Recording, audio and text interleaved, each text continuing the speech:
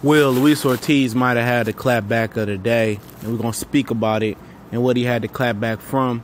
This your boy CJ Goodfella back with the Boxing Clinic, dropping some boxing knowledge on y'all. One time for the one time. Shout out to everybody on the boxing grind. Shout out to the whole LDBC Black Fight Fan, Ashley Corner, everybody that's, doing that boxing grind, 7A Sports. And let's speak on, what did Ortiz have to clap back on. And if you watched the Deontay Wilder press conference yesterday, you noticed that Luis Ortiz wasn't there. He was stuck in Miami due to the hurricane, had no way out.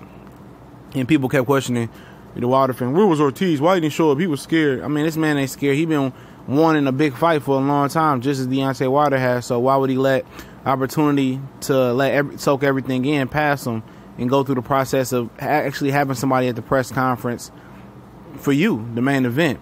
So I believe he couldn't make it out there, but Deontay Wilder, had a special message for him yesterday at the press conference. He said, Luis Ortiz, please don't mess this up, by taking PEDs. And Ortiz got caught for taking PEDs, an antibiotic steroid. He denied it. But I believe later on he came clean and accepted his responsibilities as a man. And, now I think he enlisted himself in random drug testing. And he had to enter the VADA drug testing even to be able to fight for the WBC title. I think he was one of the guys that wasn't part of the random drug testing for the WBC as far as VADA, him and Anthony Joshua. But Ortiz must do it for this fight. Wilder said that. But Wilder basically said, don't fuck this up by taking PEDs. He said, don't fuck this up for me. Don't fuck this up for you. Don't mess it up for our families. Stay clean. And Wilder has every right to say that. 3 potential Wilder opponents have been busted for PEDs or missed a drug test. Alexander Povetkin got busted for PEDs. Ortiz got busted for PEDs. I speak on what I'm talking about for that. And Bermane Stiverne got busted for PEDs, leading them to the potential fight rematch with Deontay Wilder. He got busted with Alexander Povetkin. They put a slap on his wrist, fined him, and made him do some community service.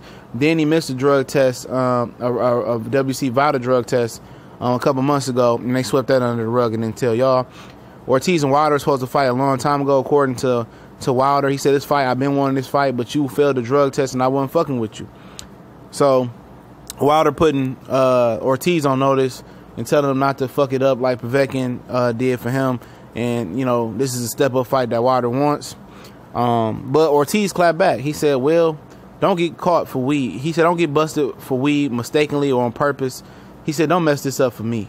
And if Deontay Wilder got busted for marijuana in Tuscaloosa, Alabama, while he was at a mall, got pulled over and got searched. I don't know why he let them search his car. If it didn't smell like weed, but they searched the car and he got popped. And then after that, he won a $4.8 million settlement for the Povetkin fallout. So most of that money going towards the case. And, I'm going to leave the article in the link in the description. And Ortiz has some other choice words for Deontay Wilder.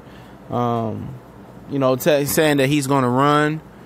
He says the only reason that Deontay Wilder took this fight is because I'm coming off a long layoff and I had a hand injury that I haven't even had 3 months to let heal up. So it sounds like a built-in excuse coming from Ortiz already, talking about his hand injury and how it hasn't completely healed up.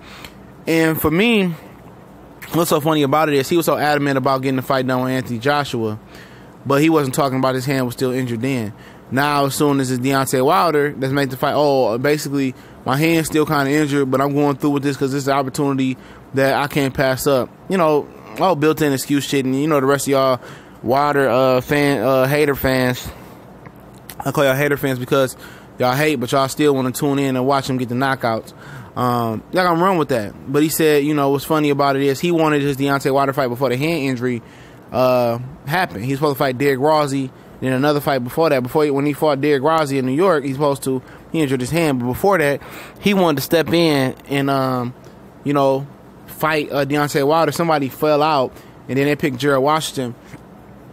Ortiz said he wanted to do that. But Wilder said, no, he needed to tune up to make sure his injured shoulder, and I think his injured hand, healed up. And Luis Ortiz said, bullshit. He said, you got time to heal up, and you got time. You said you needed to tune up. So I don't want to. So basically, he says that he didn't get enough time to let his hand heal. So Ortiz coming in with the built-in excuses. A lot of people feel that Ortiz is going to knock Deontay Wilder out.